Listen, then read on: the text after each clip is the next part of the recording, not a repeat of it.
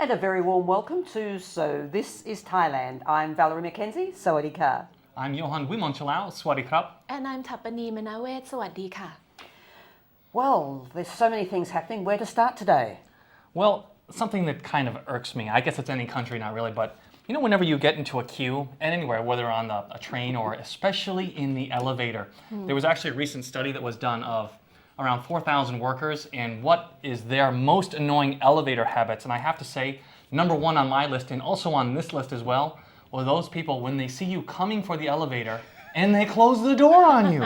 Exactly. They're like, you know, pushing seat. And then the awkward part comes is if you actually If make you it. make it? If you make it and you're standing there looking at them and they just avoid the eye contact. I bet you do it to other people though. Yeah, but at least I don't get caught.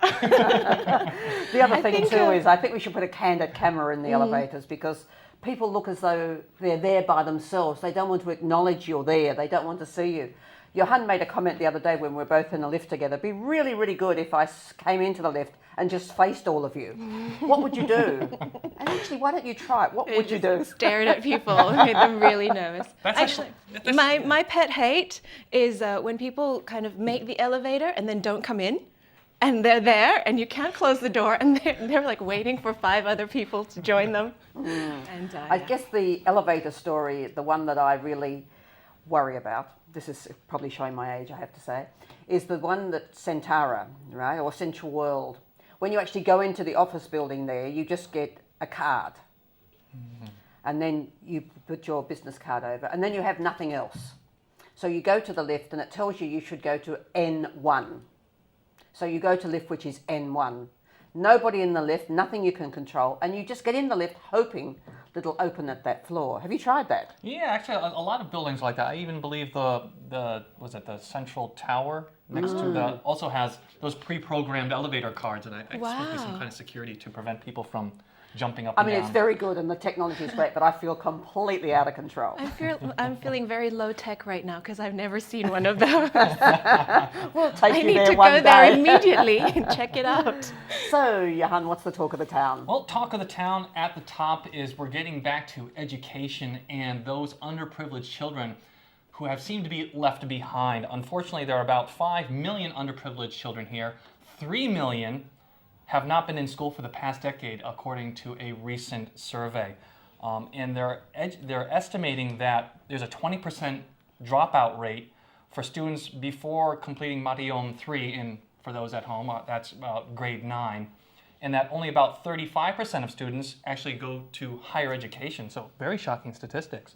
This is mainly in the country, I assume, right? Yes. Yeah.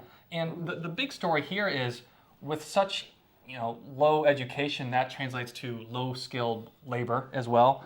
So, and sticks them in that income bracket. And they're estimating that over the next 40 years, uneducated workers are going to really cost the country 37.5 trillion baht, 5 times the country's GDP.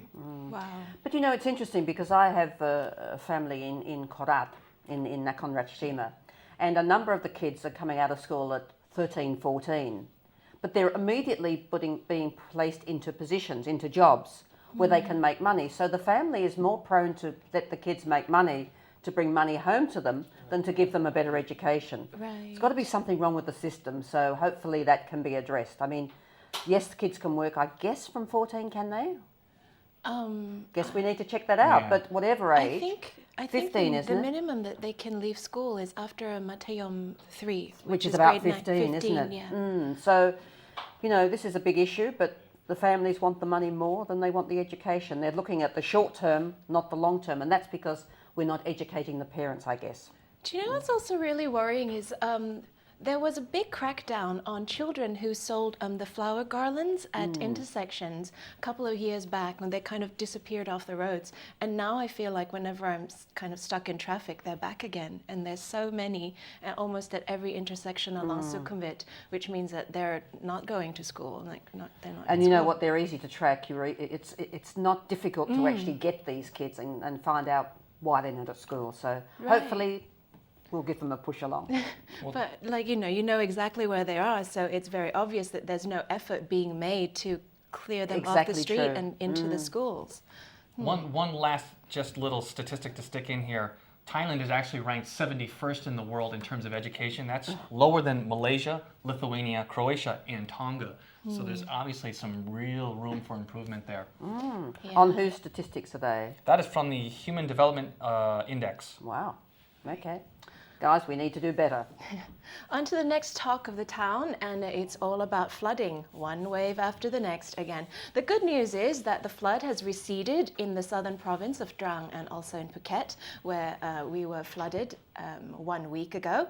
But the bad news is the flood has now hit Thailand's northern province of Chiang Mai due to flash rain and flash floods. Now, roads and houses are being flooded up to 50 centimeters deep, and local residents having to move their belongings and having to move to higher ground.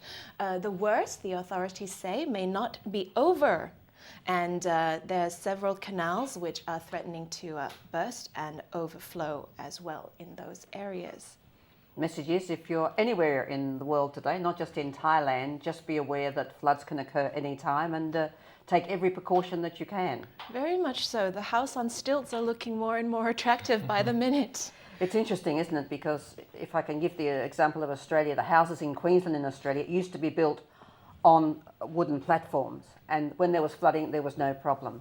Where I live in Thailand, in fact, the houses used to be on the wooden stilts, and there was no problem when it flooded. Because we've gone into the modern age, we don't build on stilts.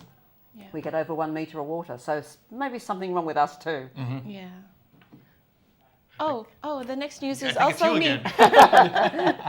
I'm used to us going kind of back and forth. Anyway, right, the next news is about new BTS cars arriving. Now, if you've ever been on the BTS during rush hour, you would know how much of a pain it is to try and squeeze your way onto the trains. Sometimes you even have to skip one and wait for the next one to arrive. Now, the first batch of additional carriages for the SkyTrain is due to reach Thailand. Actually, it reached Thailand yesterday and will be added on by one car. So at the moment, they have 3 cars per train, and they are going to increase that to 4 cars starting in October or early November, increasing the capacity from 1,100 people per train to 1,490. So hopefully that will alleviate some of the squishiness that goes on during rush hour. I can say from personal experience that is a real annoyance when you have so many people up and there's such a long queue at the station as well. Yes. At least we haven't gotten to the point like in Japan where you have those white gloved attendants pushing people into the car. Yeah. So It's coming soon. it's coming. The only thing is that with the train, I think we need to look, it's only on one particular route, as I understand it, the extra carriages. And I know that the supplier is waiting for more carriages, but really on that Taksin route, we need more too. So as many carriages as you can put on, the people will buy the deal, let me tell you. It's a great way to get round town, but not as a tin of sardines. Yeah. Well, moving right along, you might have heard some news in the past about CCTVs being put around the city for security reasons by the men in brown, the police. Now the Ministry of Information and Communications Technology, the ICT, is putting in smart TV high-definition cameras in a new pilot project launched in Klong Toi district. It's a high-density, low-income area. And they're looking to help safeguard residents' lives, reduce crime, drug trafficking, so that residents who have internet access can monitor these online cameras actually and see what's going on at real time. Whether that's going to work or not, how many of those low income actually have internet access, and if I was a criminal, I could also watch these cameras and know where to avoid. So it's a good idea. Hopefully that will be implemented correctly and cross-checked with the police's cameras as well. Yeah, it doesn't make much sense to me that a low-income area would have internet access and be monitoring this on what would be presumed to be smartphones or computers or laptops.